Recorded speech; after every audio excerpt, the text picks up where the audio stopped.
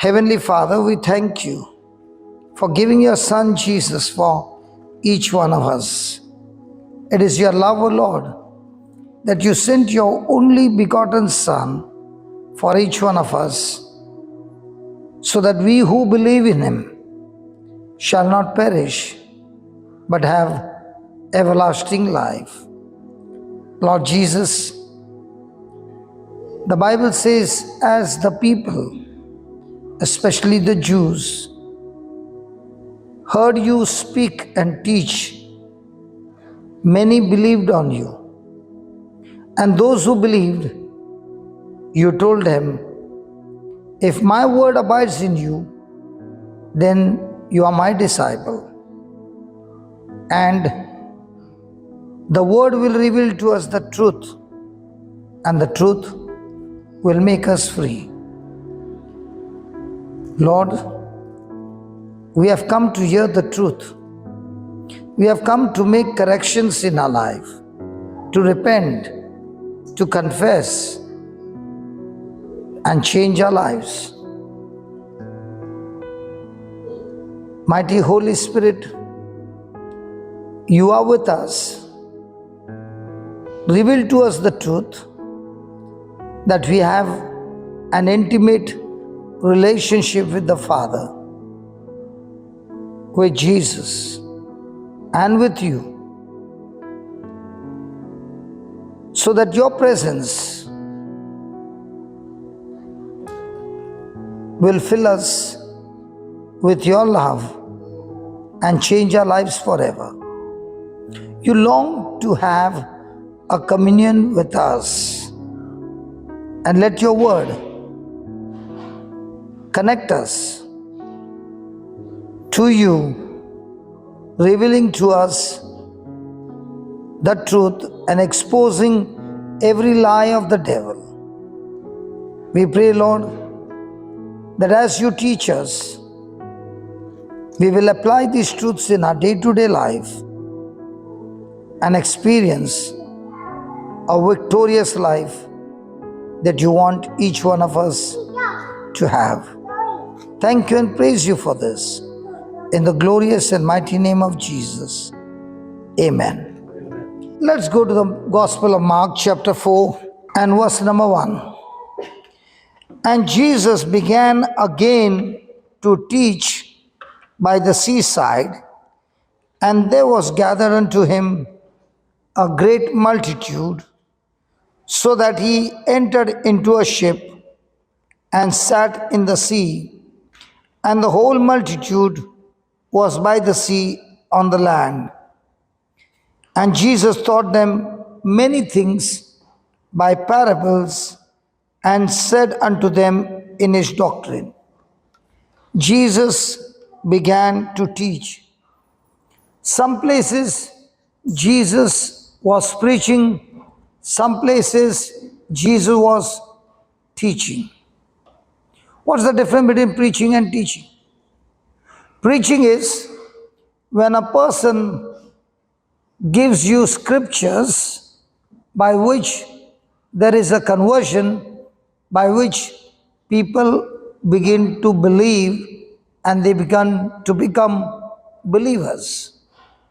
But teaching is when a person who is believing gets deeper and deeper and deeper and deeper truths, he is able to become like his teacher. So this parable is not a preaching, this parable is teaching, by which whatever the teacher does, the students are able to learn that and do the very same thing that the teacher did.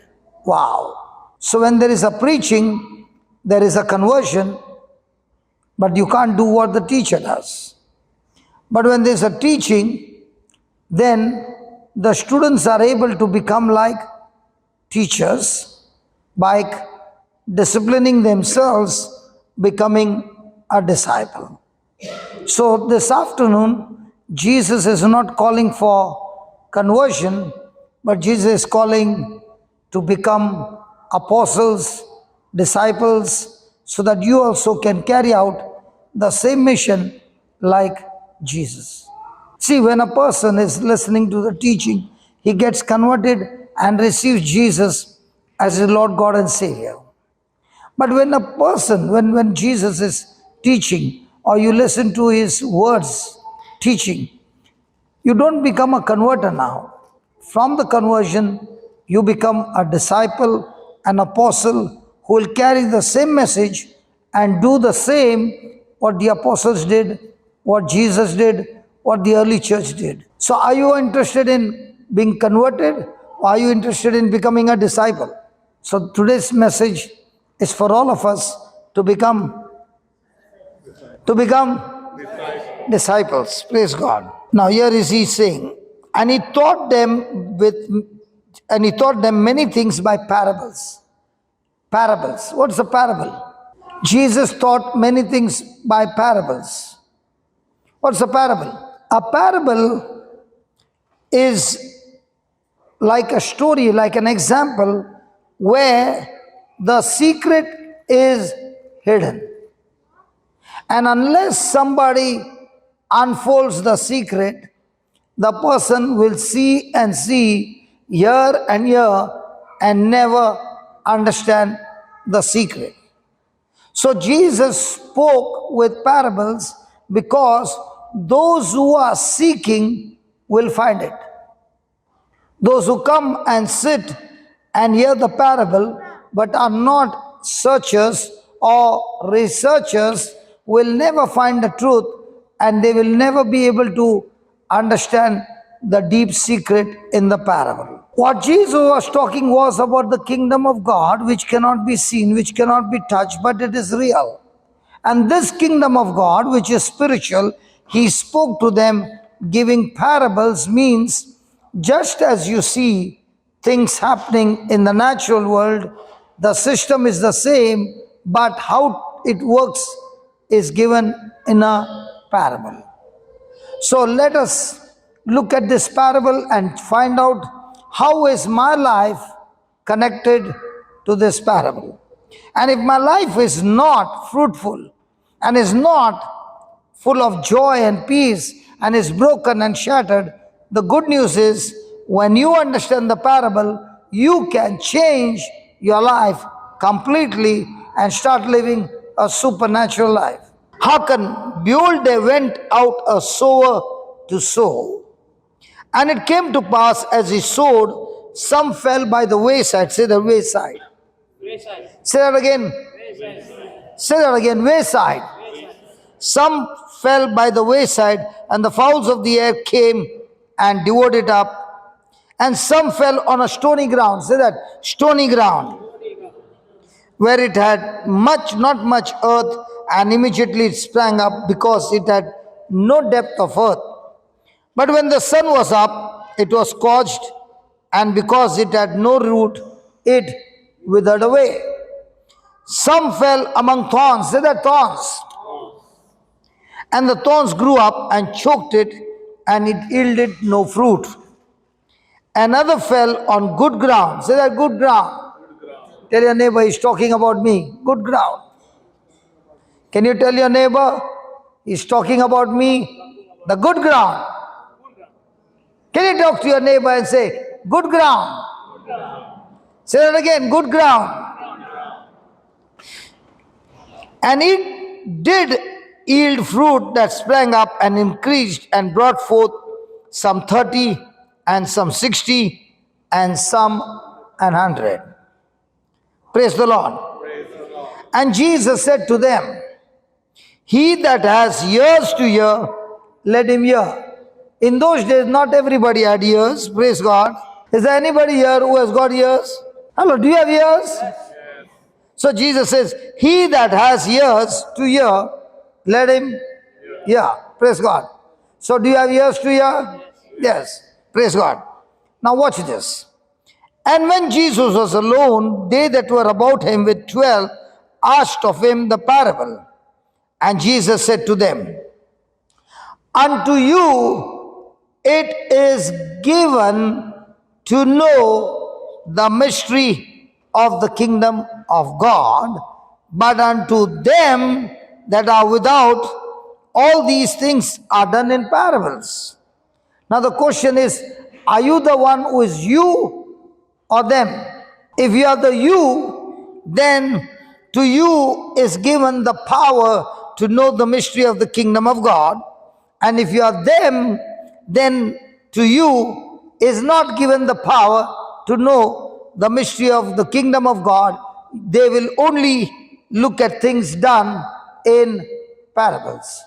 Now the question is, are you the you or them? How do you know? You just said it is, I'm the you. So if you are the you, how do you know you are the you? And look at them. That seeing they may see and not perceive, hearing they may hear and not understand, lest at any time they should be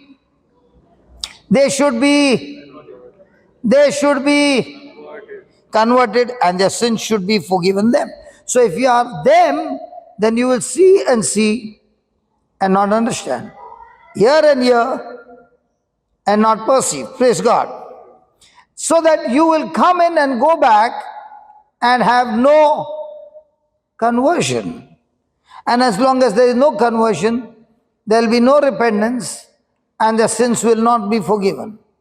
Now tell me, how will I know who are the you and who are the them? To whom is Jesus saying, to you has been given the secret and the power to know the secret of the kingdom of God.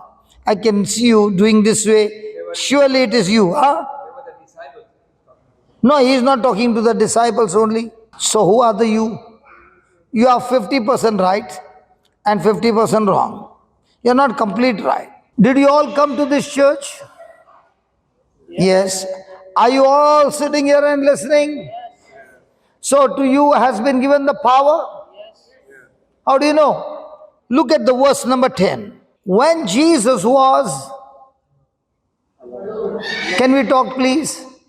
When Jesus was,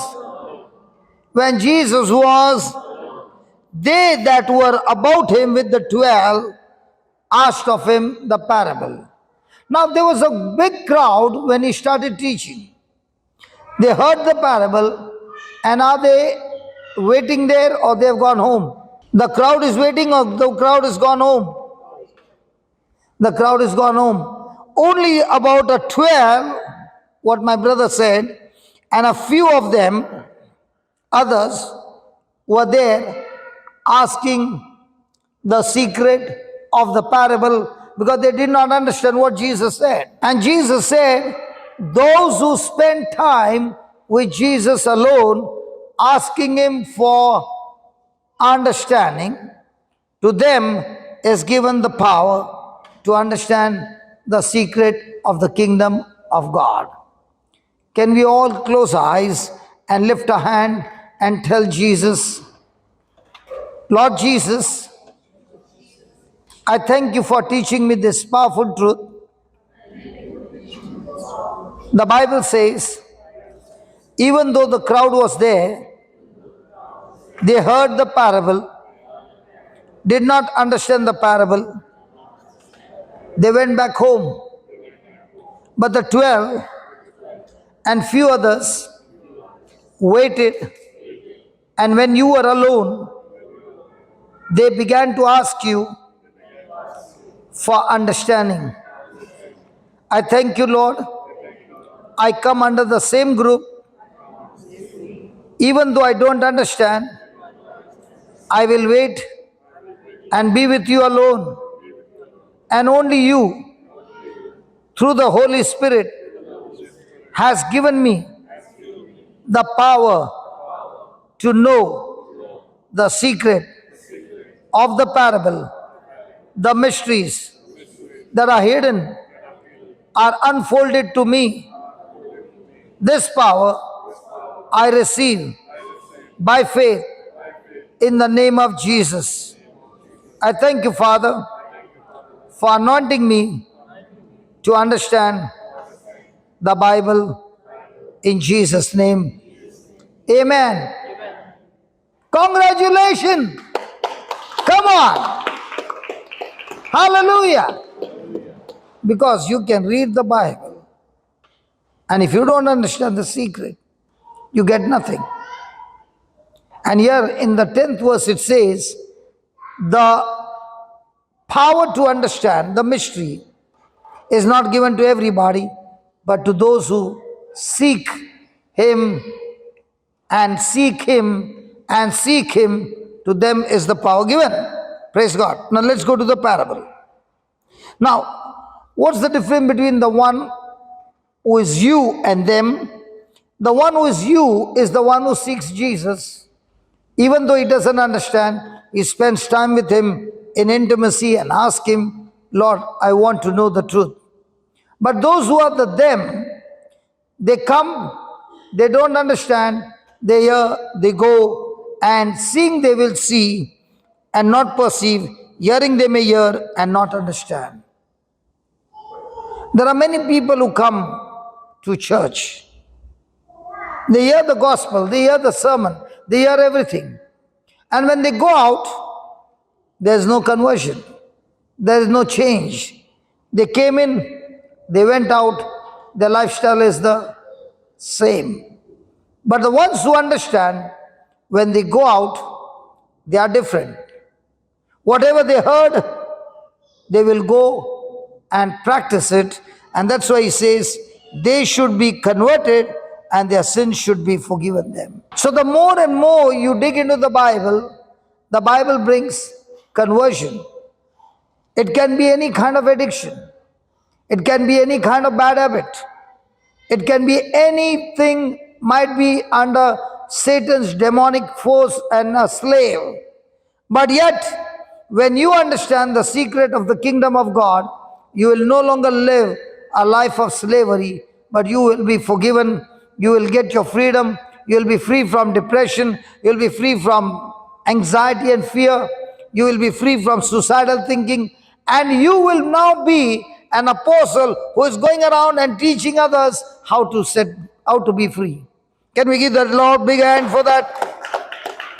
Come on, give a good hand for the Lord. Hallelujah. You know what does that mean? When you understand this parable, your life will never ever be the same again. Then Jesus said to them, know you not this parable? How then will you know all parables? So this parable is the master key that will unlock the mystery, the secret, the treasury of heaven. Hello? Are you with me? Today God is going to give you the keys of heaven, so that once you have these keys, you will be able to understand and unlock all mysteries, all secrets in the kingdom of God. Now here comes the parable. The sower soweth the word. The sower soweth the word. That means the word is a spiritual seed. Have you ever seen a seed? Have you ever seen a seed? What if I show you a mango seed? What will you see? What will you say? Let's say this mobile is a seed, mango seed. And I got a seed and I'm showing you. What do you see? What will you say? Mango seed. What will you say? Mango seed. What will everybody say? But a person of faith will say, I cannot see a mango seed, but I can see hectares of orchard of mangoes. Is he looking at the seed or is he looking at the potential inside the seed? And which one do we see? He will be saying, I can see a mango seed. But a person of faith will say, it's not a mango seed. It's a huge orchard of mango trees with I don't know how much mangoes, can't even count. And it is coming all from where? From one seed. Hallelujah. So the sower soweth the word, so that that word is a seed. It has the potential to produce its own kind. A seed produces its own kind. And if you see that word, is it a godly word or an ungodly word? Godly word. So godly word will produce a godly harvest. Let me give you an example. Have you ever heard a word called LOVE? Have you ever told anybody LOVE? I love you. God also says, God so loved the world that he gave. And when I say I love you, then I am a giver or a taker. The husband brought for a wife a diamond ring. Who says I love you? Your wife is around. Be free to speak now. If your wife is around, don't you open your mouth. Hallelujah. So the human love is, you do something good for me, I love you. God's love is, you are in trouble, and because I love you, I will become a substitute for you and take the trouble and set you free. That's God's love. Now, LOVE in the Bible and LOVE in an ungodly magazine. Is the spelling the same? Yes. The word looks to be the same. Yes. But is the potential in that word the same? One would bring multiplication of lust, the other one would bring multiplication of human love, and the third one would bring a multiplication of God's love. You see? So the word is a seed. So the sower soweth the word. Praise God. Say that word. Say that again, word. Say that again, word. How many of you believe that the word is a thing? Are you sitting on something? That's a thing, because you can see it, you can feel it, you can touch it. But is the word a thing? How do you call word a thing? Can you touch it? Can you taste it?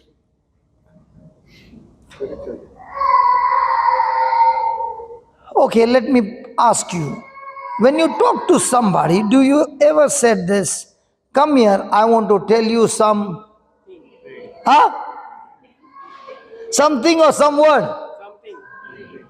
And then you see to it that you don't tell anybody any. So words are things that carry the substance called faith or fear.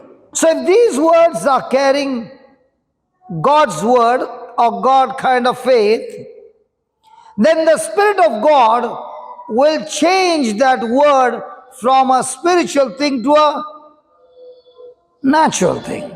In the same way, when a person is bitter and angry and jealous, he also speaks words, might be of anxiety.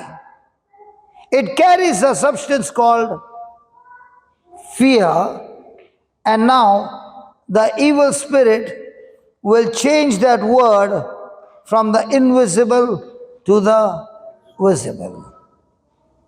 Are we created in the likeness and image of God? Yes.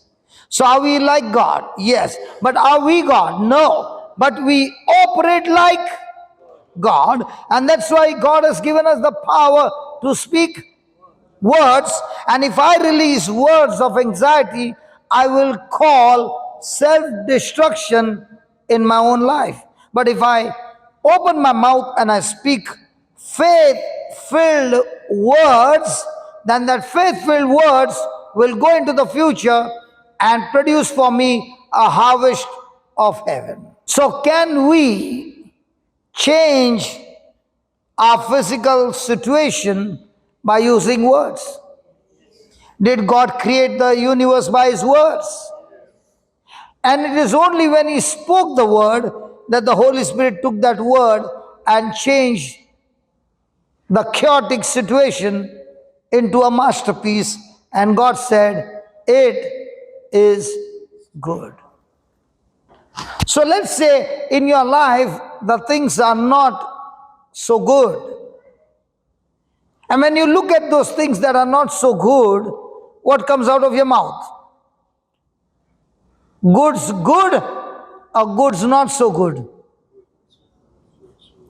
Now the moment you spoke what you saw, Did you speak faith-filled words, or did you speak fear-filled words?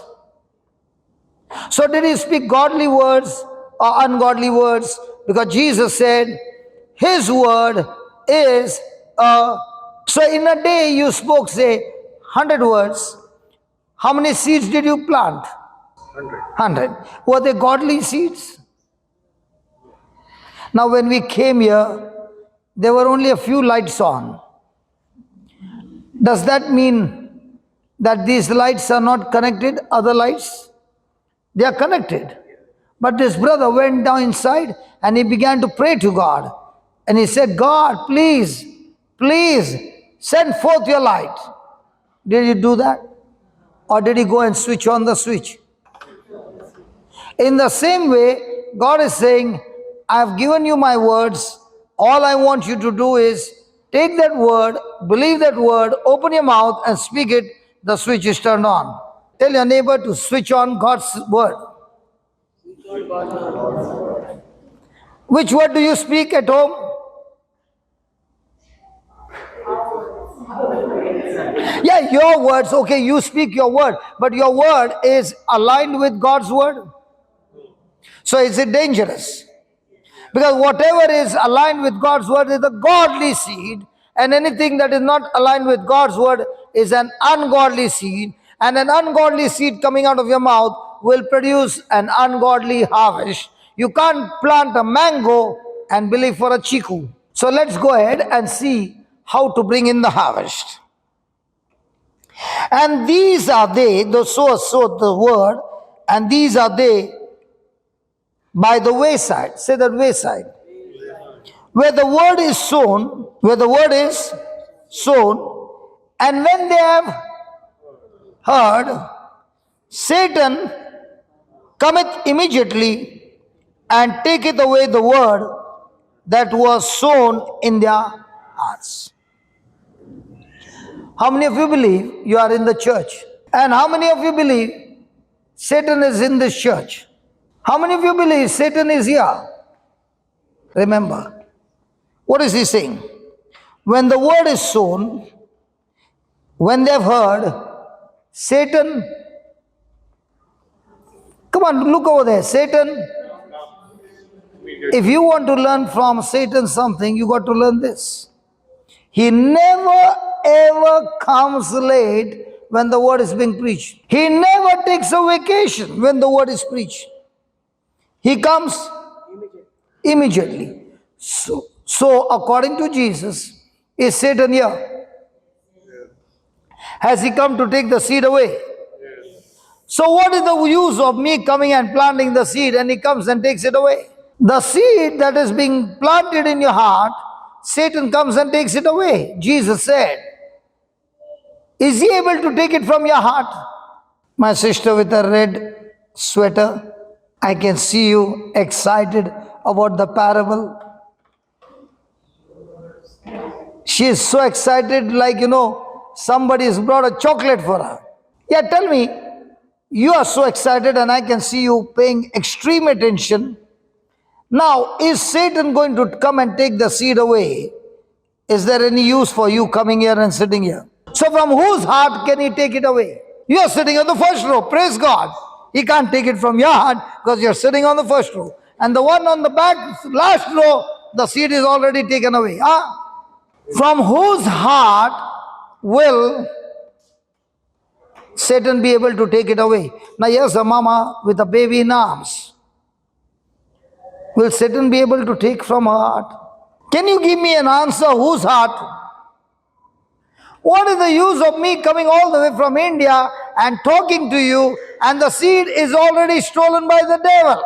Let's look at Jesus and ask him, Jesus, can you tell me who are these people? Am I in this category? And if I'm in this category, Lord, I don't want to be the soil on the wayside. I want to be the good soil. So let's go to Matthew chapter 13, verse number 19. Hear you therefore the parable of the sower. When anyone heareth the word of the kingdom and Yes, the word of the kingdom, and and understand it not. Then cometh the wicked one and catcheth away that which was sown in his heart. And this is he which received seed by the wayside. Okay, what is understand? That brother sitting next to you is? No, who is he related to you? Husband. Okay. Husband, can I ask your wife some question? He is saying, please go ahead, brother. Okay. Do you have a mobile? Sister, do you have your own mobile? Can you please come here with your mobile? Don't bring your husband, come alone. Yeah, take your mobile to the keypad, the phone keypad. Take my number, +91.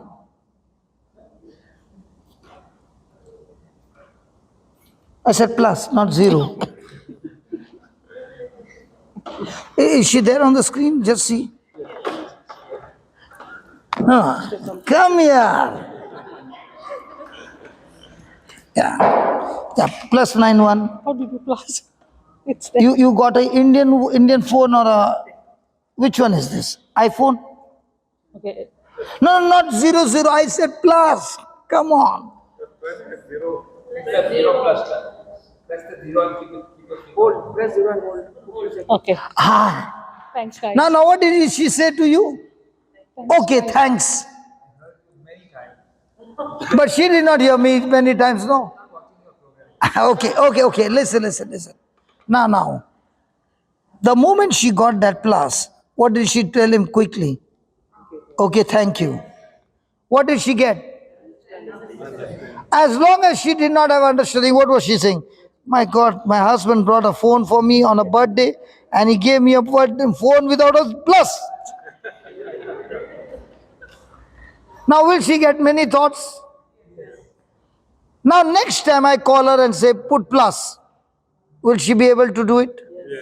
So, did she get knowledge or did she get practical knowledge? So, Bible is all about practical knowledge. Now, suddenly I saw the mic is off. My brother said, switch it on. What is he giving me? Practical knowledge. Hallelujah. So is the Bible all about practical knowledge? And if you don't get a practical knowledge, then you go back home the same. Now, whenever you open the Bible and you start reading it, the Bible is full of God's wisdom, that is solution to any kind of problem that you're going through. So if you are in any kind of problem, the problem is only a wisdom problem. When a person gets the wisdom solves the problem. For example, she really was looking and she said, I can see that plus, small plus, but I don't know how to get it on the screen. But the moment she got that plus, what did she say? Okay, thank you. In the same way, now when you're going to listen to the word and you get your solution, what will you say? Okay, thank you, Lord. Now I got my solution.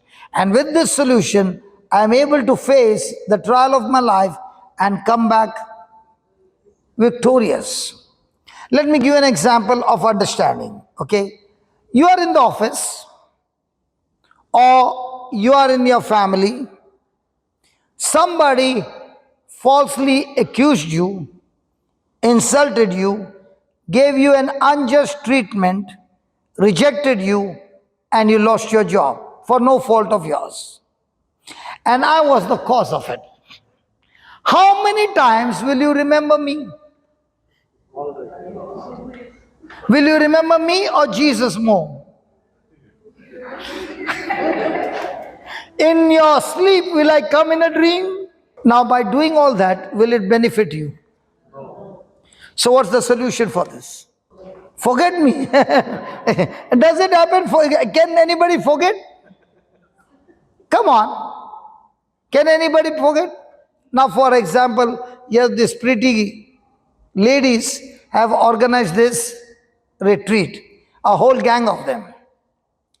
And then comes the persecution on them. They did a good job. Persecution comes, insult comes, rejection comes. Will they be smiling? Now they are smiling. Do you think they will be smiling?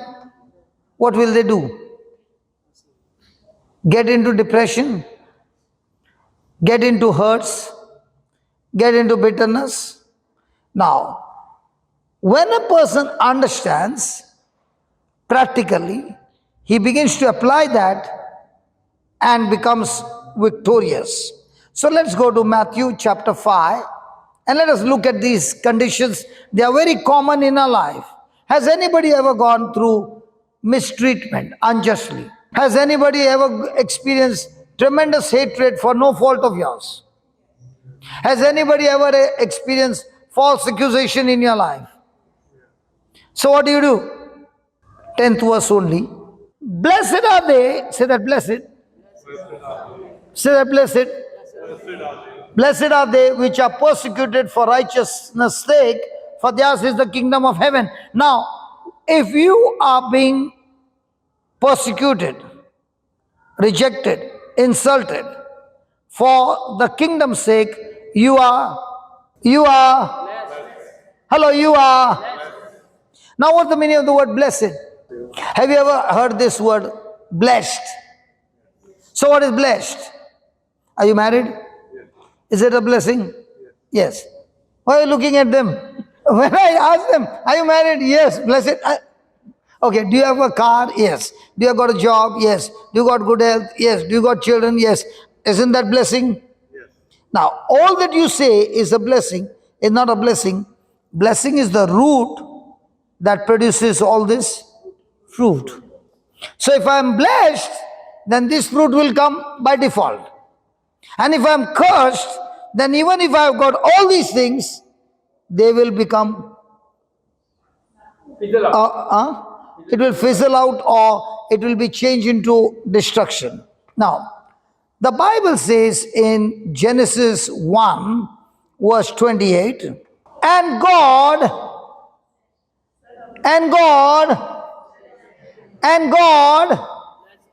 who is that them? Adam and Eve. Now, Adam and Eve. You got the whole garden. And you are the only two. And the owner of the whole garden. Do you need blessing? More? There was not one thing lacking in the garden. Was there lacking anything? Was it in super abundance? But yet God, what? So what's the meaning of the word blessing? Look at that. God blessed them and God said, be. So which is the root and which is the fruit?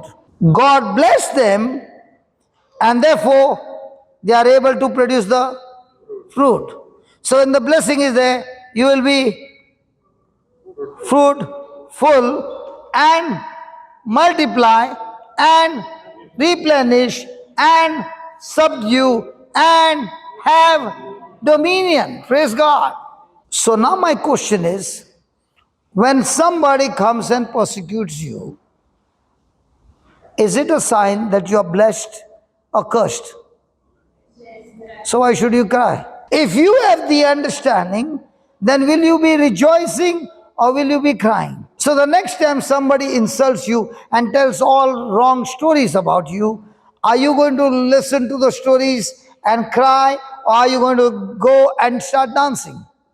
Because now I got a root, and the root will produce fruit, multiply, replenish, subdue, and have dominion over all things.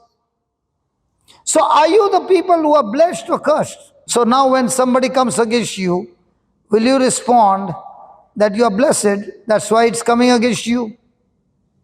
Or you'll get into depression. Will you put that plus sign or we still go on that zero? Zero is something she could see. Plus was so tiny she could not see.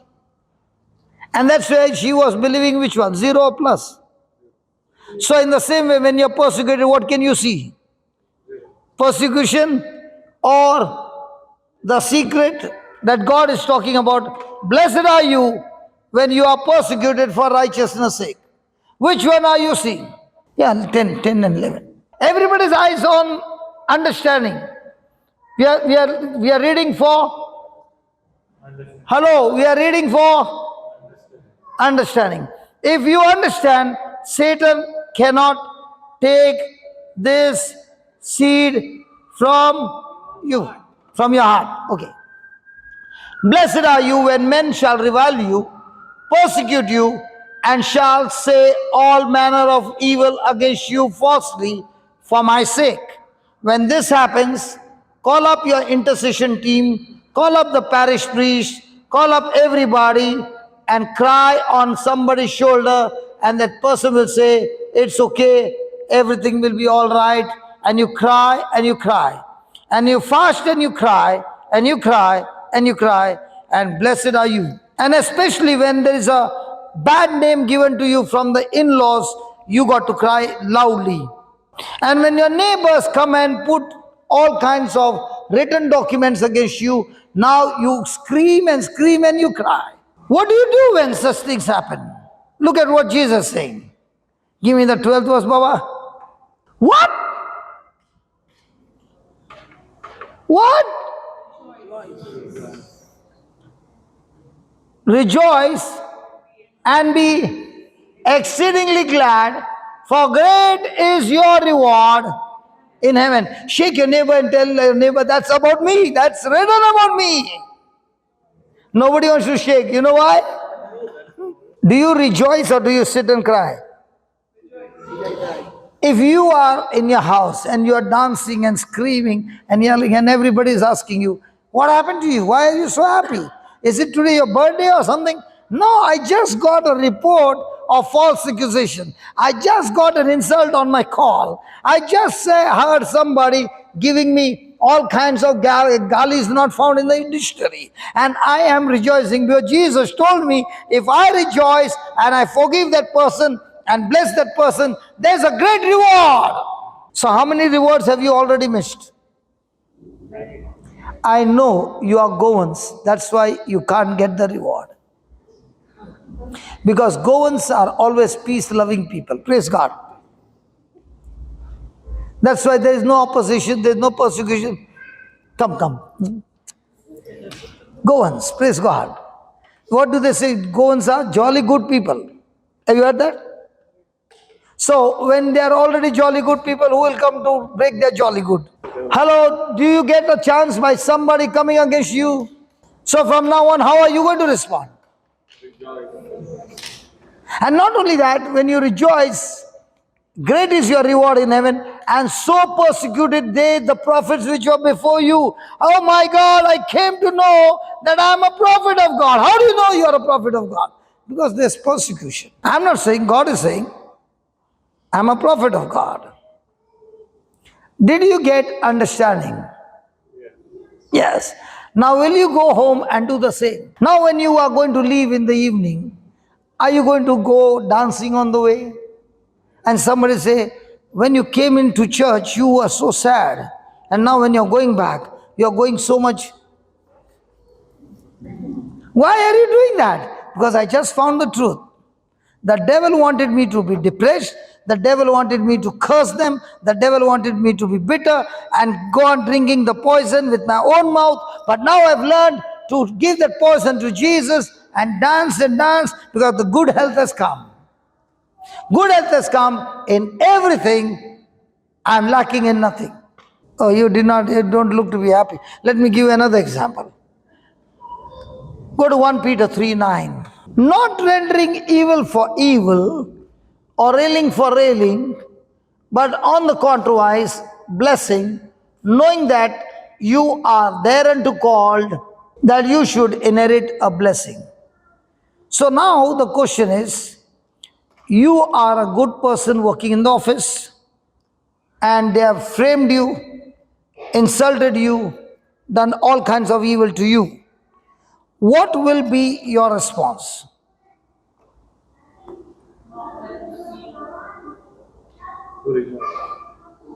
Now, what did you call your husband?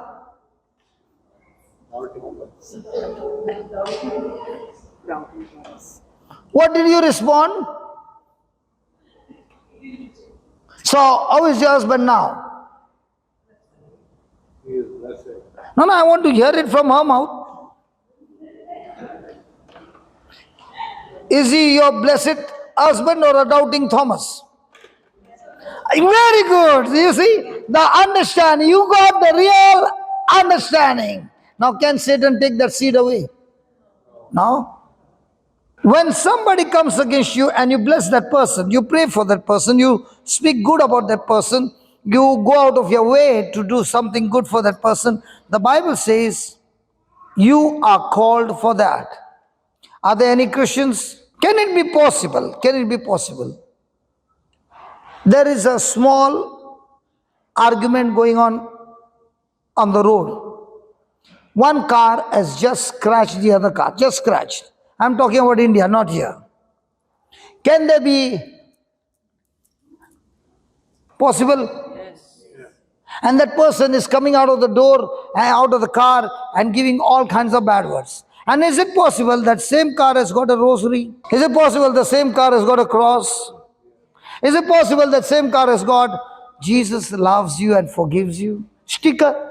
So does it look like this car has been stolen? Whenever I see that with the picture and all that, and the person is abusing, I say, don't worry, that's a stolen car. But that's not the owner. If he's the owner and he's got all that, he will never speak this. That's what he's saying. But on the contrary, knowing that you are called thereunto, what's your calling? If you call yourself a Christian, you will be experiencing all these negative things because the devil wants you to react. And when a person reacts with unforgiveness, remember, you are drinking poison in your own body and destroying your good, healthy body with your bitterness. And this poison can be stopped only by the person who is hurt. And the solution for that is forgiveness. The solution for that is forgiveness. What happens if a person is drinking poison every day? Can his body take it? God created us for love. Our whole system has been created for love. And when there is no love but bitterness and hatred, it's just like a person who is driving a car without a coolant and taking the car on a mountain. What will be the condition of the car? Before the engine, there will be some smoke.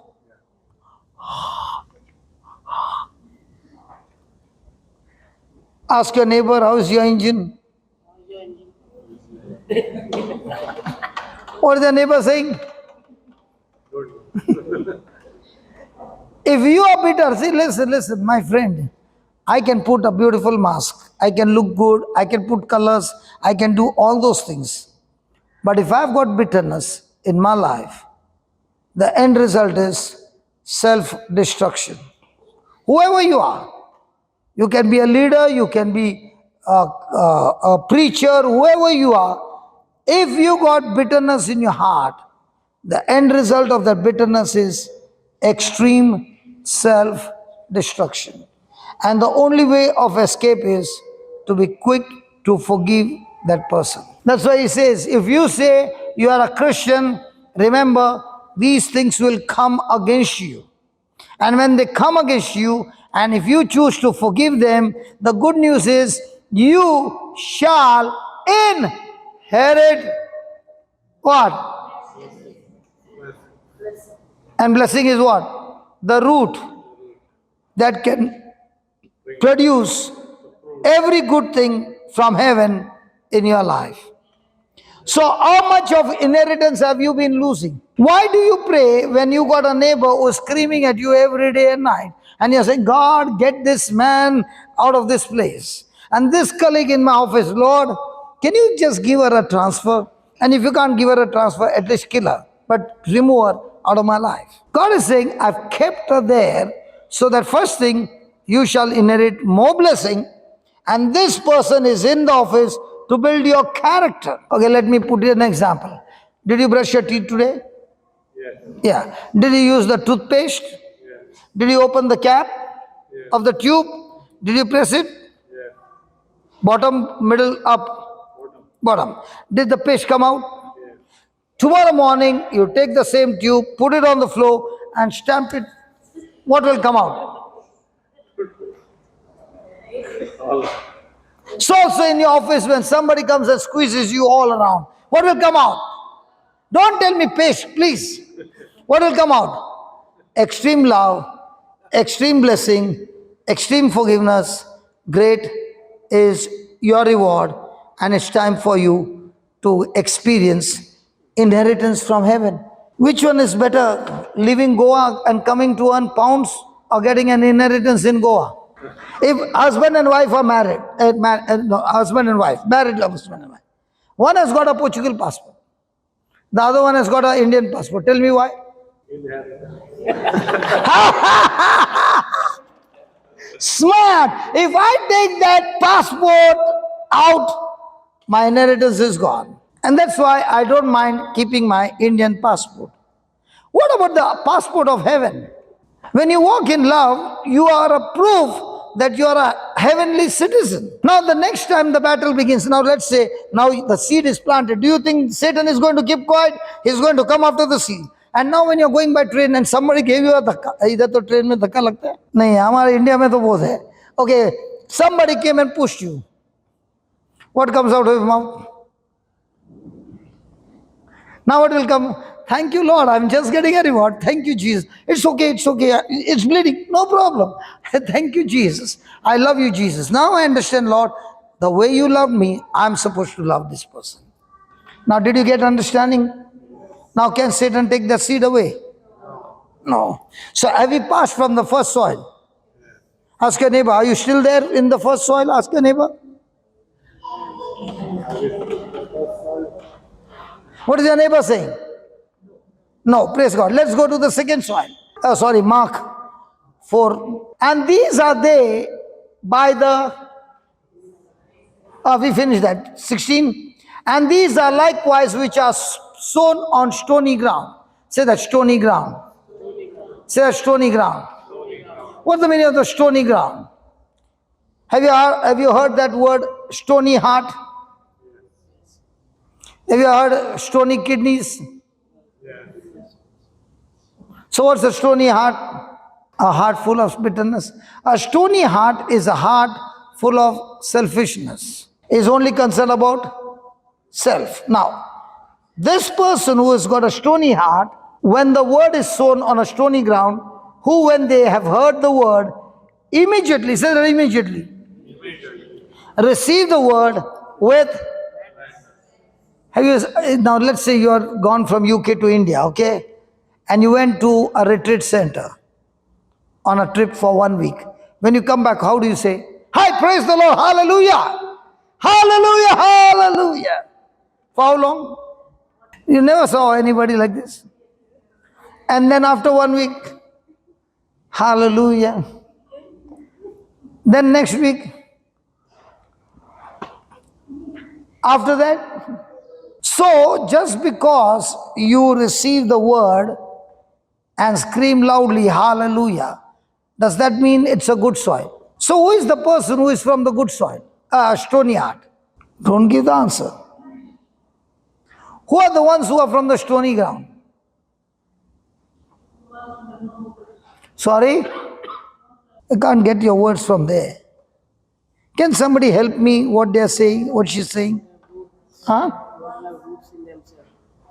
Who have? Who doesn't have roots in themselves? Root in themselves. Yes, who are these? I know they don't have roots because there are stones, but which people, which category are these people? Huh? Self-centered. Okay, let's see. They have no root in themselves and so endure for a time. Afterward, when affliction or persecution arises for the word's sake, immediately they are. Anybody from Bombay? My God. Bombay? Praise God. In Bombay, we have got something called as Cold War. You Goans don't know about a Cold War. The Cold War is the husband and wife both staying in the same under the same roof, but they will not be talking to one another. But when the neighbor comes, hello, he's come, yeah. And now they are talking correctly. Once that person is gone, again the Cold War. The wife will give all the services, good food, everything. But the vessels will make noise. Is there a possibility of offense? My sister from Bombay. Correct? Cold War hota hai. For how many days? One said 1 week, the other one? For months, you see? But this never happens in Goa. I still don't know why. Because you are asking me why? I don't know why. So, my friend, how much pressure does the devil have to put on you to get you into offense? So, what's the meaning of the word offense? Offense means my negative response to a situation, circumstance, or even people's comment is offense. We three were talking about something and you got offended. You did not agree with us. You banged at this thing and you went. Now, do you come under this category? Stony ground? So how many people who come to church go back the same with the stony ground? Do people come to church with hurt feelings, bitterness, offense after the mass? And as long as you are on a stony ground, can you produce any fruit of the Spirit? It is just like a person bought a beautiful bungalow, all the latest gadgets fitted up, everything is going fine, and somebody comes and takes off the fuse. Now is the house under blackout? So how much pressure can the devil put on your fuse and your fuse doesn't blow off? Offense is when your fuse is blown off. Anybody married? And they write that silver jubilee. Yours is golden? Nearly. So on the silver jubilee, did you write there, happy silver jubilee? Was it happy? Really? Every day? If only they knew the story of 25 years, somebody would have packed their bag and run away. But in this 25 years was a training of forgiveness and refuse to get offended and dying to yourself, where the marriage has become more beautiful because the spouse is building up each other's character. Now your husband is doing all that I spoke, he never did that. But this time he said, You see, it's nearing to Golden Jubilee.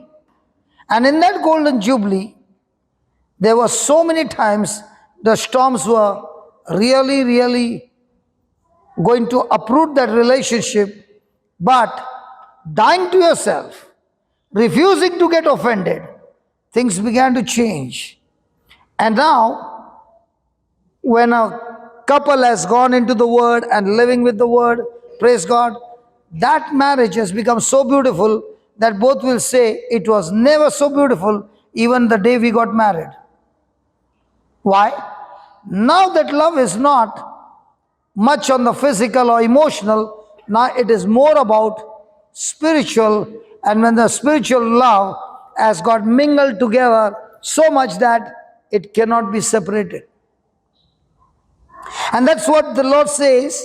If you want to see harvest coming into your life, be quick to forgive And don't stay offended, because when you are offended, you are destroying your own self. Have you ever heard this? Let him come here and ask for forgiveness, then I will forgive him. Let him kneel down and ask me for forgiveness, then I'll forgive him. Let him show me with his life that he has changed his life, I'm ready to forgive him. Have you heard that? And what if you don't forgive? He has done a blunder, he has gone to church, he has finished his confession, he has changed his life, but you are still bitter. He will still make it to heaven, you will still make it to hell. Because when I refuse to forgive, I cannot be forgiven. And if I cannot be forgiven, my sin has the ability and the legal right to take me to hell.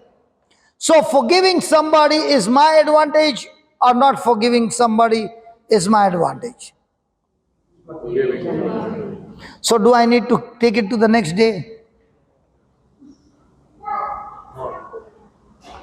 Or do I need to forgive quickly? Earliest, praise God. Now when there is offense, for example, husband forgot to wish the wife birthday. And the wife was waiting from morning, well decked, well designed, all and candlelight and everything, and husband watching football. Has any wife watched their husband watch football? Only one wife. Does it look like he's inside the ground? Does he look like he's one of their players playing football? Okay. And there you're standing next to the TV all decked up. What is he saying? Move! And now it's 11:45. And then you say, did you forget? Today's my birthday. By that time the match is over. Oh! Now he comes to hug you, and what do you say? Don't touch me. Midnight is over, birthday is over, now they're sleeping. And the husband is not happy that he has missed it out or wishing her. So slowly he puts his hand on the shoulder. I told you, don't touch me. How are they sleeping? Face to face or back to back? Now let us check, when certain such things happen, what happens in the spirit? Has it happened to anybody? How come you're the only person who is saying yes? Look at others, see how good they are. Okay, let us see and let us remember this. What happens that night when the husband and wife, turning their back to each other, go to sleep? Give me James chapter 3, verse 13 onwards.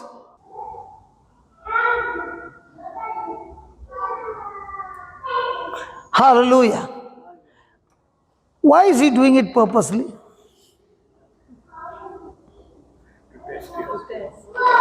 Now, is it practical? Yes. Now, when he's doing it purposely again and again, and I refuse to get offended, what am I growing in? He's purposely doing, and he's also winking me. Okay? He also winking me. Now, what is he doing to me?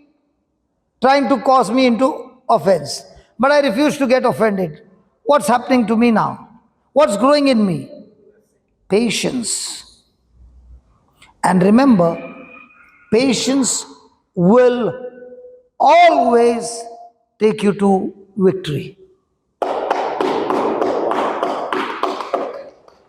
That's why in India, I'm not talking about here, in India, our education system is different from you.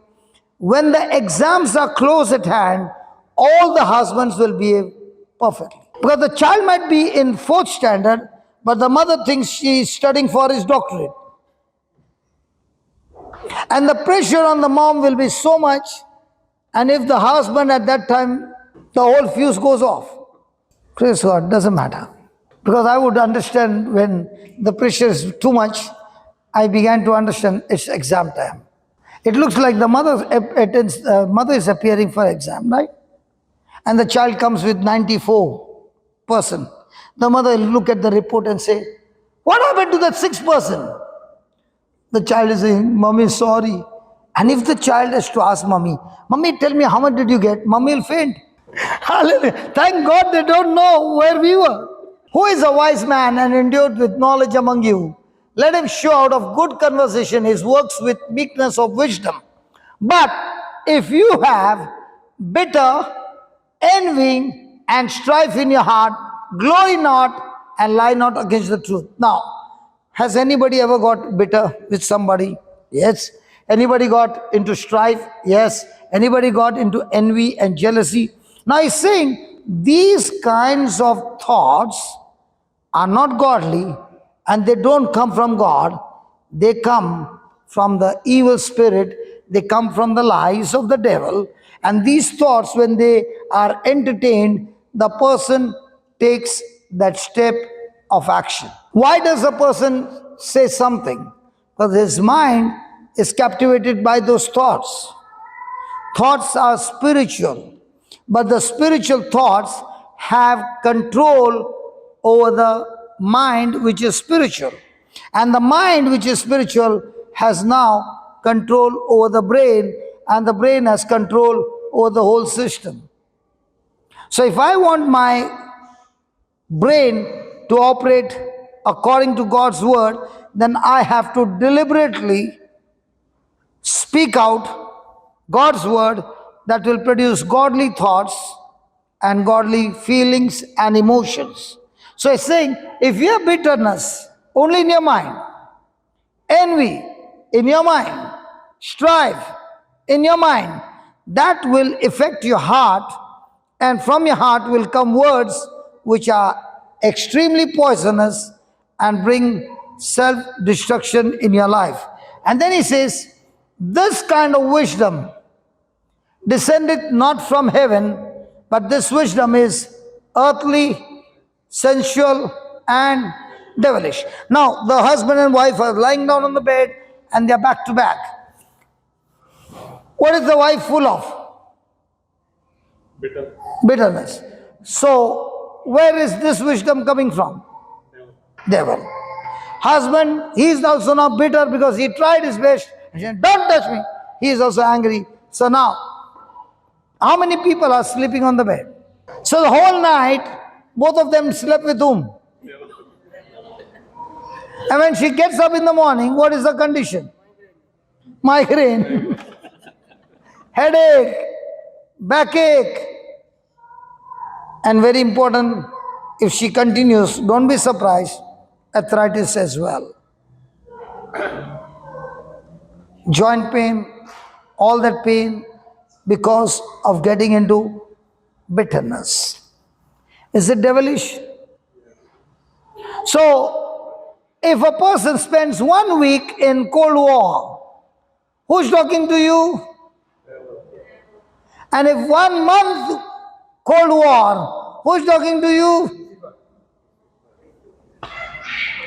Look at the condition of that person. Look at the 16th verse. For where envy and strife is, there is and. So is it dangerous? Extreme dangerous? So do you want to practice it? So which one is better? So how many people do you think are still caught up with the rocky soil?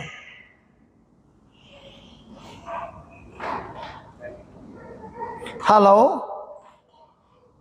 In the kingdom of God, how many people do you think are still in the rocky soil? Let's say we four are in the choir, we four, and Ashley is on the mixer.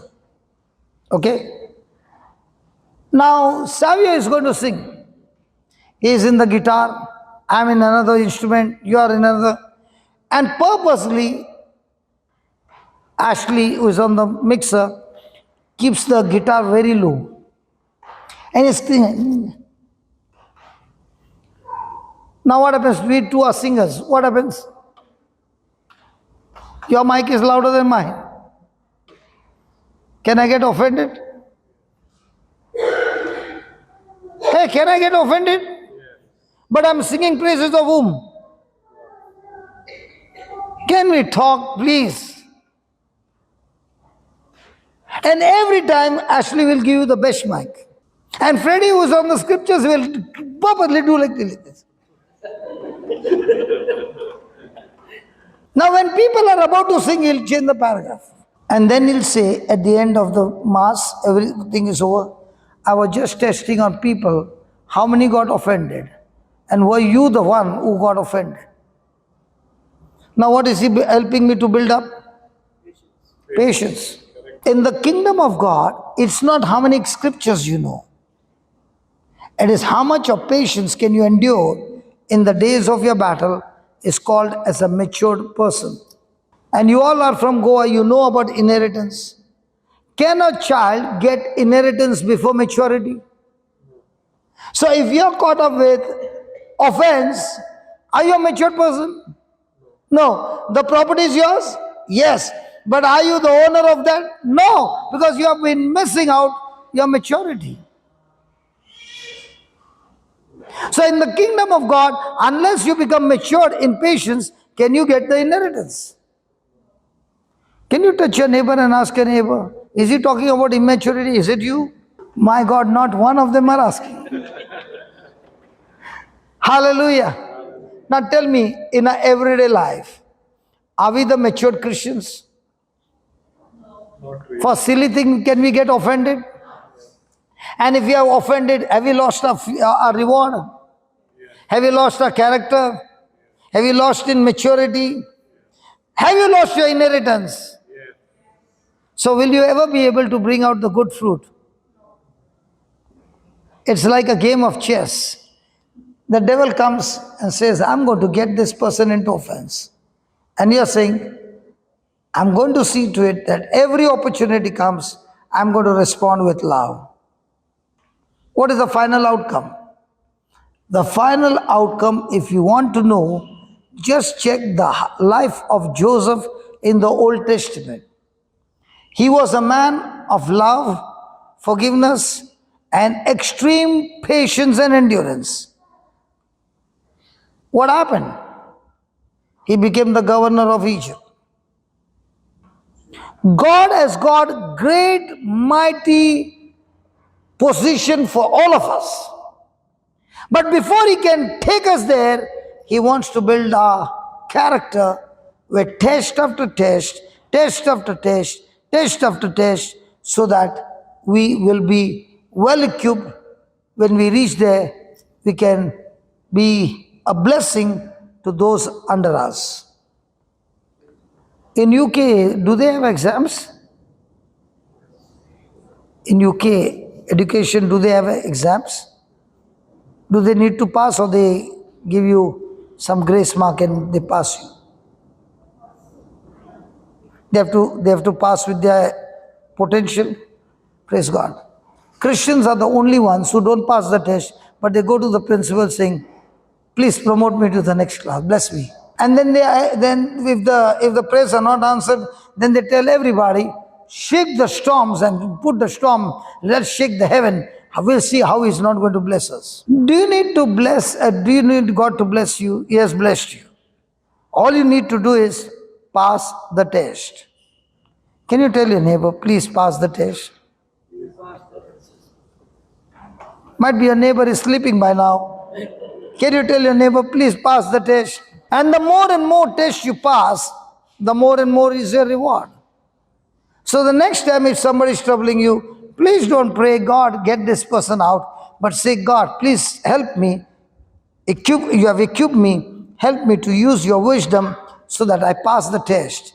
And why don't you bring 2 more others that I can carry more dumbbells and build up my more spiritual muscles so that I can get rewarded faster. But the wisdom that is from heaven, first is pure, peaceable, gentle, easy to be entreated, full of mercy, good fruit, without partiality and without hypocrisy. So how do you fight against offense? Use the wisdom of heaven. Has He given you the Holy Spirit? Yes. Has He given you the Word? Yes.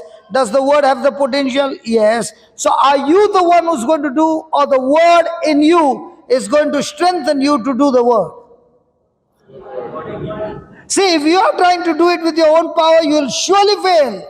Surely fail. But if you can take that word and start chewing that word and start believing that word, start imagining that word, start speaking that word will empower you and help you to do what is not possible humanly. So if you are doing without the word, it's your willpower. If you are doing with the word, it is God's power. Let me give you an example. You got a bucket full of dirty water. You did not throw the dirty water. It's there. And you kept it under a tap running with clean water. And you went out and came back after half an hour. What's the condition of the water in the bucket? It will be clean. That's exactly what the Word of God is. The more and more time you spend with the Word, hearing the Word, speaking the Word, imagining the Word will clean you up. And Jesus said, repent, for the kingdom of heaven is close at hand. You know what's happening right now? Repentance. What is repentance? Repentance means changing your thinking. And when you're listening to the teaching, when you're listening to the sermon, when you're studying the word, without your knowledge, you are being cleansed from inside, and that's repentance. And now you will enjoy the kingdom of heaven. So what is very important? Important is to remain under the running water. That is why I tell people who are in depression, don't pray. No problem, don't pray. Plug your ears with the teaching day and night. Even if there is a need, plug it into your ears and go to sleep. Now when the word is being spoken and preached, that word is spirit, that word is alive, that word is full of action, powerful, energetic, effective, has the power to operate your mind. And when the person keeps on doing it for a month, continuously every day, he's not only free from depression, but now he's standing strong, not on his strength, but the seed inside him is giving him the strength. So what are you called to? Get offended or fight against offense? So the next time the trouble comes, are you going to get offended? So how are you going to fight trouble? By the wisdom of God. So if somebody says, what do you do every day? What will be your answer? I trouble my trouble. Praise God. And who's your trouble? What do you do every day? You trouble your trouble using God's wisdom.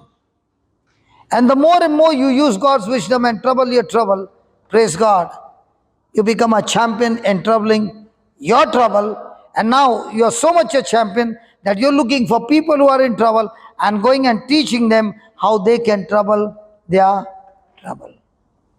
So what's your job every day? Trouble your trouble.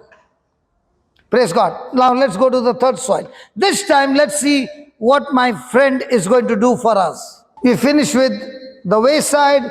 We finished with the rocky. Now we have come to the thorny. Now let me see what's going to happen with the thorny.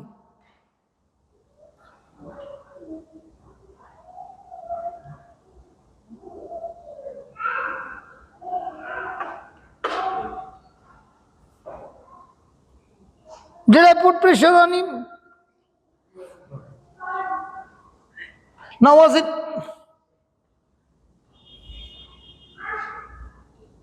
Praise God. Is he improving? Okay. Shall we go to the third soil? And the cares of this world. How many of us have ever got into anxiety? Nobody. Praise God. Good congregation. Has anybody ever got worried? Very good. Have you got worried? Yes. So what is worry?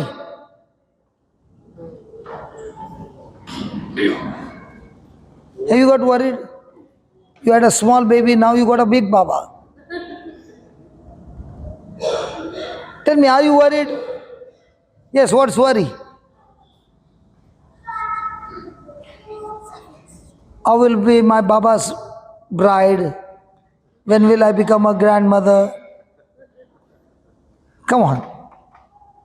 What is worry? Whenever I change my focus from Jesus to anything else, the result is worry. So, is worry okay or is worry demonic? Is it practiced in the church? Come on. In your near coming to Golden Jubilee, were there times of worry? Talk. He is saying yes. You are not even saying. See, you are saying he's doubting Thomas. But look at him. He said yes. And you are saying, hallelujah. She might be saying, why did I open my mouth? Hallelujah. So is worry common? So a person who has got a word of God and at the same time that person is in worry, will he ever reap the harvest? No. Go to James chapter 1 and verse number 5. Okay, tell me, all of you, how many minds do you have?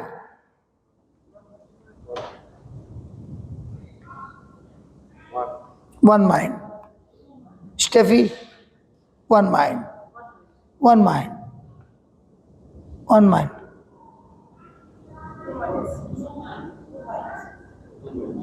Now it's confused. How many mind you have? One. My sister from Bombay? One. Last bench? How many mind? One or two? Joe? How many mind? Okay, let's see how many mind we got. One is a worry mind, one is a faith mind. Let's see. James chapter 1, 5.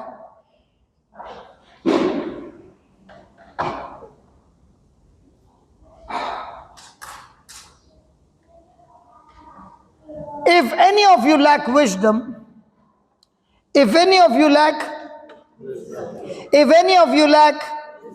what is wisdom? Buddhi.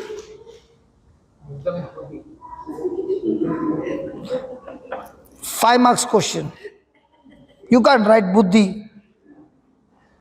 What is wisdom? So what is knowledge? Wisdom is knowledge applied. Correct. Some more. Now, I called sister here. And I said, show me your keypad. She has got knowledge. But the moment I said plus, she doesn't have knowledge. So I think he said to her, take your finger and put it on 0 and keep pressing. And suddenly it became plus. What did he give her? So knowledge by which I can solve my problem is wisdom. So if he is saying, if any of you lack wisdom, is there anybody in this church who is lacking wisdom? All of us. If any of you lack wisdom, let him ask of God that give it to all men. Did you see that? Men, women, they are full of wisdom, they don't need to ask. Praise God. Hallelujah. That's why the Bible talks about men you got to ask for. Hello. Women, they are full of wisdom. Praise God.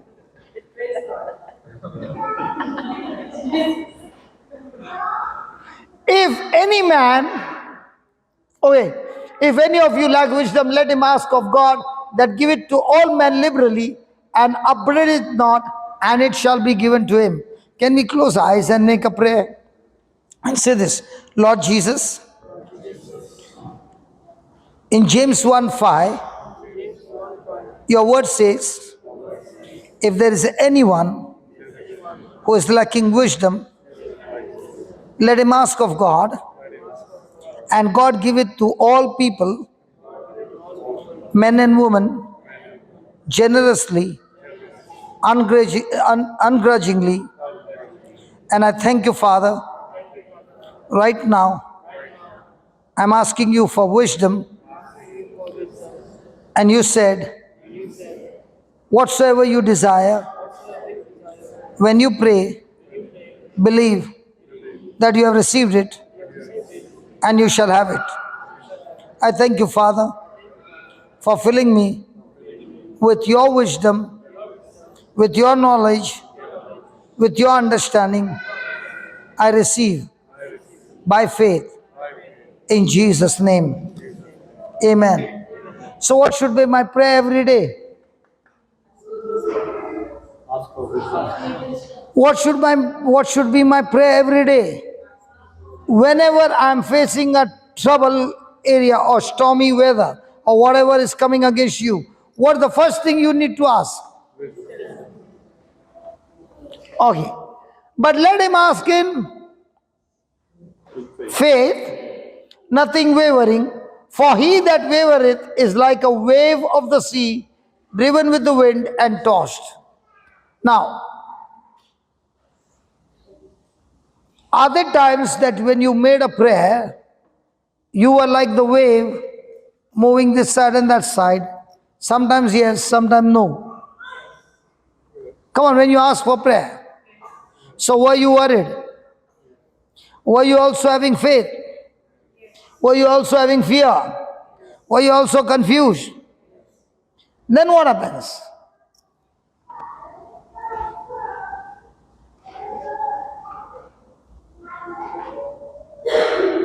Are you not confused? What this brother purposely did just now? What is he trying to do to us? Is he doing it purposely? He's saying, today before we leave, I want to check on you. How many of you are going to be offended? How many of you are going to lose patience? How many of you are going to be filled with human wisdom? Can we be thankful to God for teaching us practically? And he purposely is doing there and then is winking at me. He is playing the game. What must be happening to his wife? Do you think today there will be peaceable night? But thank God that she is also a partner in this game.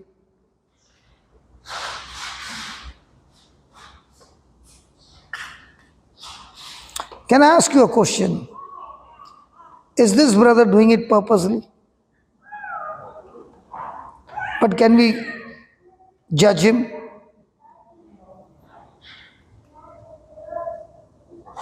In the same way, do we like to judge one another?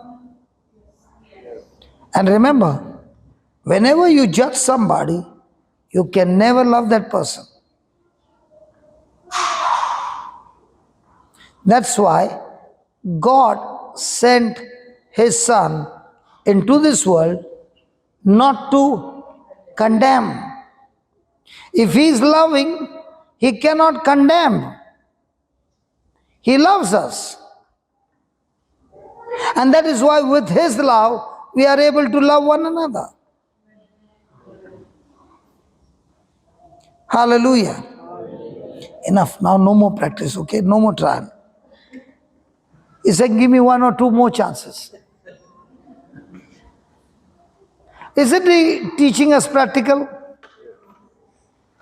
Can we talk? Yes. Now tell me, if I had to teach you all this and you wouldn't have shown all this, would you remember? No. Now, are you going to remember me or Freddie? Freddie.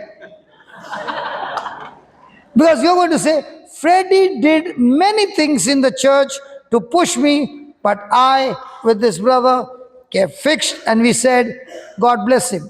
Now, did he get a lot of reward? Yes.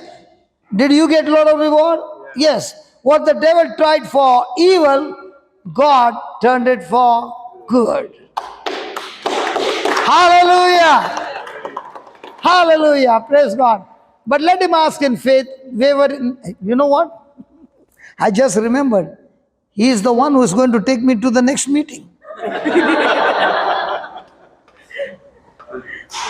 Then if he's offended, he'll say, you don't get into the car, go walking. Hallelujah. Thank you, Holy Spirit. Okay, verse number 7. For let not that man think that he shall. So a person who is in worry and is making prayer, can he get anything from the Lord? So is it that you prayed for 5 hours with worry, will you get anything? Today I met a lady who was talking about she's getting vision. And she said, I get so confused with my vision because I don't understand whether I should go this side or that side. Because sometimes it is a good vision and sometimes it's a bad, and I get into fear, I get into panic, I get into weakness, I start palpitating. So I said, listen, why don't you go to the Word and make your own vision? Because the Word can never go wrong. And if you can take the Word and imagine that Word and build your life on that Word, you are a wise woman. So I said, take the Word and do what the Word says and imagine on that Word and start making vision on that Word. For example, see, you saw that? He wants to be rewarded. Okay, Freddy is troubling me. And now I've learned that no matter what he does, I'm going to love him, I'm going to forgive him. Now, is he getting the practice? Yes. Am I getting the practice? Are we both now walking in love? So how did I get that strength? From the promise of God. Now the promise of God says, if I am worried and I make a prayer, no matter how much I pray, my prayer will not get me anything. Let not that man think that he shall receive anything of the Lord. You said you were single-minded. So what's the double-minded? Okay, do you have different companies giving you mobile network? We got Airtel. Airtel is here? No. Vodafone and? Only one? O2. So, 2 networks. Vodafone and? Many networks. Okay, you picked up 2. And your mobile has dual SIM. Okay, can you dial one number with both the SIM together? One at a time. In the same way, when we were born from our mother's womb, we had a SIM called Adam, which was selfish nature. Now when we got baptized in Christ, we got born again, we became Christians, and we got a new SIM card from Jesus called selflessness, righteousness. So any situation, you got to make a call. If you make a call using God's word, then you are no longer double-minded, you are single-minded. But if you make a call, sometimes on your emotion and sometimes on your truth, you are a double-minded person using 2 SIM cards simultaneously. The result is you will get nothing. So what's your journey now? Practice the word of God, build up your mind on the word of God, and stay on the word of God. You refuse to get double-minded but single-minded, because you are saying, because God said it, I will stay with God. Even though I'm worried, every worry, I will attack that worry using the promise of God, and I will stay single-minded. Now your life is supernatural. Ask your neighbor, are you double-minded, single-minded? What's your neighbor saying? What did your husband say? What did your husband say?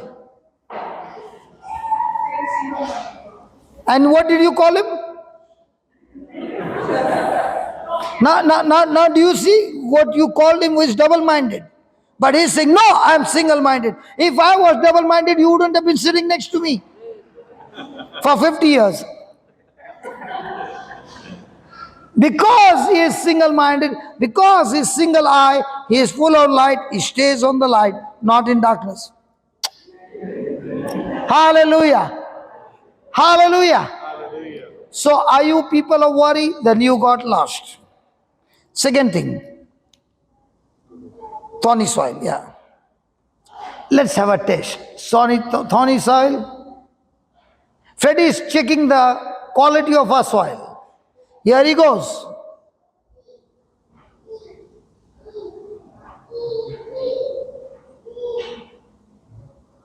Thorny soil.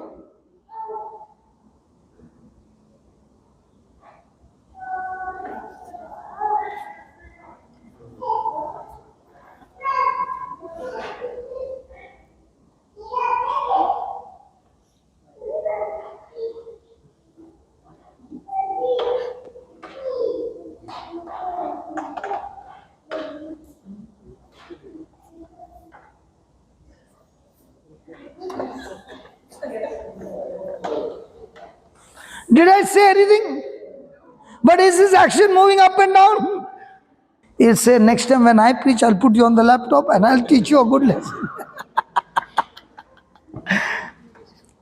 Hallelujah. Now tell me, if he was not filled with love, do you think he would have been sitting there? Has he passed the test? Yes. How many of us would have got fused up? And let me tell you, what he's doing is going across the world. But he's saying, I don't care. Before I leave this church, I have to see to it, everyone changes from a thorny soil, a stony soil, a wayside to a good soil. Even if it matters to sacrifice my life, I'm ready to do that. But everybody should understand with example. Can we give God a big hand for Freddie? Thank you, Freddie. Hallelujah. So first thing is cares. First thing is cares. Second thing is deceitful of riches. Okay, now let me put it this way. A person has got no job. Where will you find him? In the church. What is he doing? Praying to God. For what? For a job. He gets a job with Saturday, Sunday off. Now do you see him in the church? How come he's not sitting in the church now?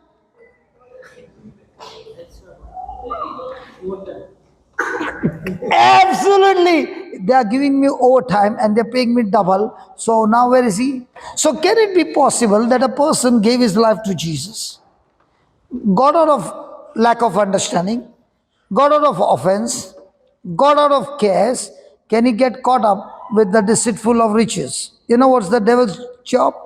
He will try to block you and put as much pressure as he can to get you into worry. The moment he sees that you don't get worried, he will open the block and let the blessings of God flow. Many a times, the most dangerous time in a Christian life is when your prayers get answered. The moment your prayers get answered, you get so much blessed that you forget the blesser and you're enjoying the blessing. Three things the devil will do. First, worry. If you don't get caught up with worry. Second, he will remove all the blocks so that you get back into craving for worldly things.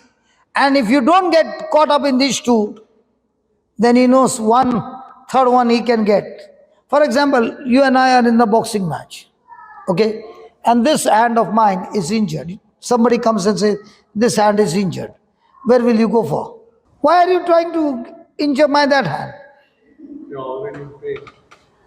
How do you think that, what would you think the devil will do in your life? The area where you were caught up before in sin, he knows that's the area where I can give one small punch and the door will open. And that's why you will find again and again and again the test being repeated and repeated and repeated. It is only when you become stronger and stronger in that area, now it becomes like a stronghold wall, he can't touch you. So the three soils: lack of understanding, offense, anxiety, desires of the world, and sin will keep you away and you cannot produce the fruit of the kingdom of God. Give me Luke chapter 8, verse 15. But that on the good ground, say the good ground, tell Jesus, Jesus, that's me. Say that, Jesus, that's me. Now, are you talking faith? Yeah. Can faith bring result? Yeah. But that on the good ground are they which in an honest and honest and good heart, having heard the word, keep it and bring forth fruit with. So what's the key? Hello, what's the key? Okay, let's take an example. You are in the mall for the ladies, okay? And a lady had a small child and she wanted to go to the washroom. And you finished your work and you were just there and she requested you, can you just hold my baby for 5 minutes? I will go and come back. What will you say? What will you say? Okay. But she says, see that you don't leave my baby's hand, keep holding her. And you say, okay. And she goes inside and the baby gives you a smile. So what happens to you?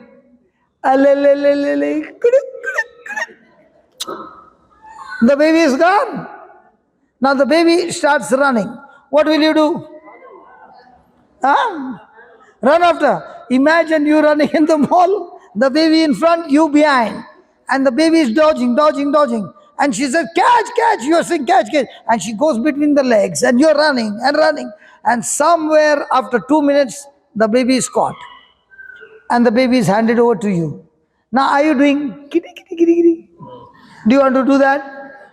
Now what is it? And you reach that place. When that lady comes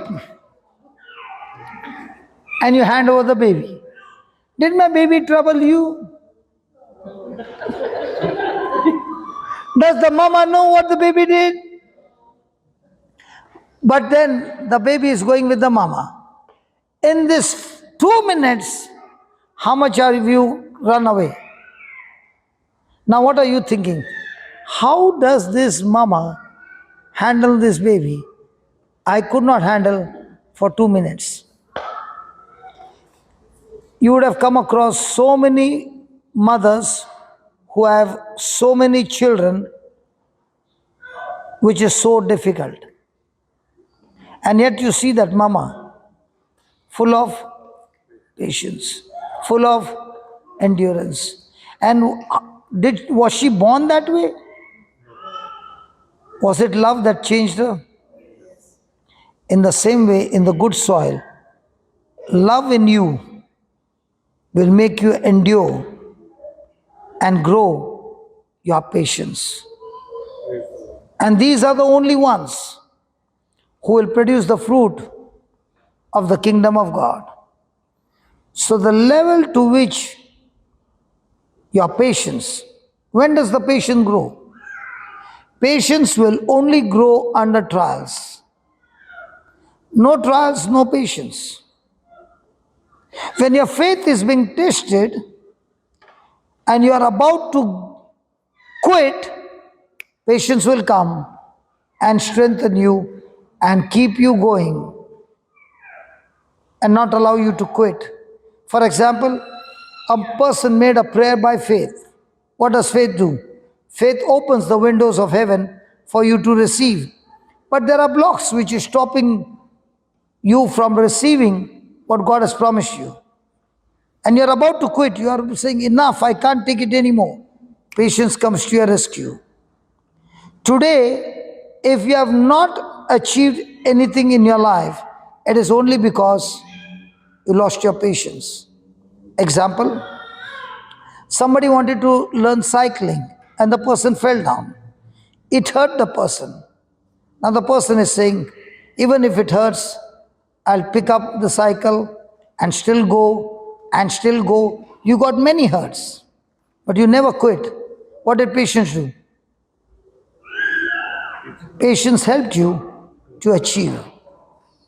Everything in your life is going to depend on the degree of patience that you grow. If a person is a good guitarist, a good musician, he would have been practicing and practicing and practicing and practicing, and there would have been hundreds of failures, but never quit till he got. Now, when there is a match, lawn tennis, no?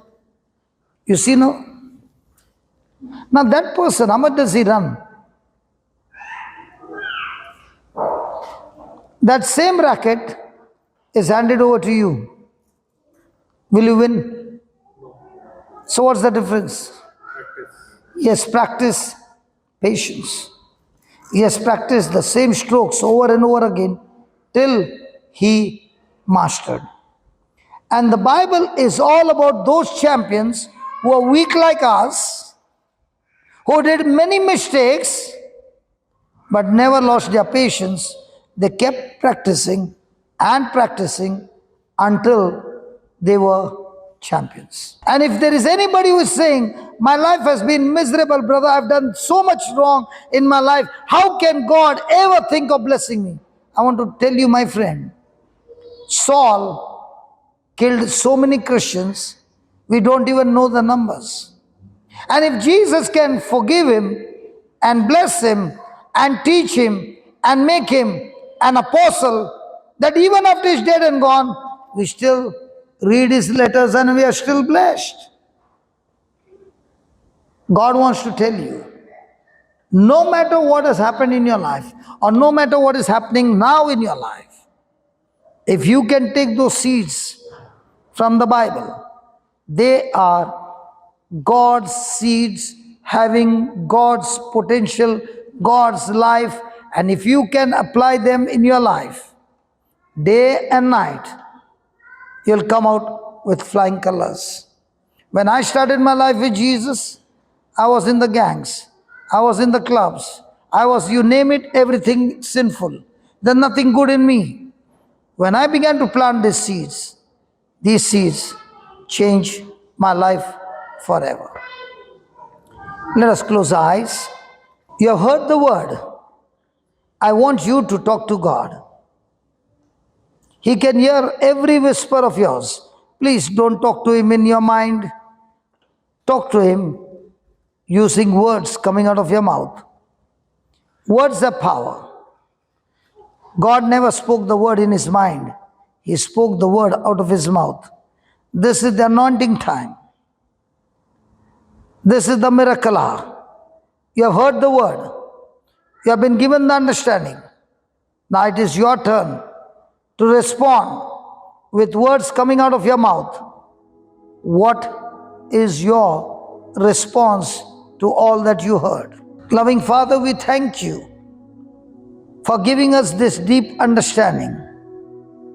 And as we dig deeper and deeper in your word, O Lord, we thank you that your word says when you are alone and we spend time with you asking for understanding of the parable, you said to you has been given the power to understand the secret and the mysteries of God. Father, we thank you that you have given us this power. And from now on, O Lord, we want to come out of the wayside, the stony ground, the thorny ground, and we want to be vigilant that we don't fall into offense, into worry, into the lust of the world, or entangled in the sin that we used to be. Thank you, Lord, that your word has changed us and converted us, and it is your living word with the potential of godly love planted in a heart is releasing that power in each one's life. Thank you, Father, that today you have blessed everyone with the understanding of the kingdom of God. And I thank you, Lord, Spirit of God, that you have changed the heart into a good soil. And as this seed is being planted, the problem is never with the seed. The problem is always with the soil. And thank you Father, in the name of Jesus, that you turn this soil into a very good soil, a soil of patience, a soil of faith, a soil of honesty and truth, O Lord. Thank you that we are no longer the same. From now on, this heart is rejoicing in every moment, giving you praise and glory. Father, in Jesus' name. Amen. Praise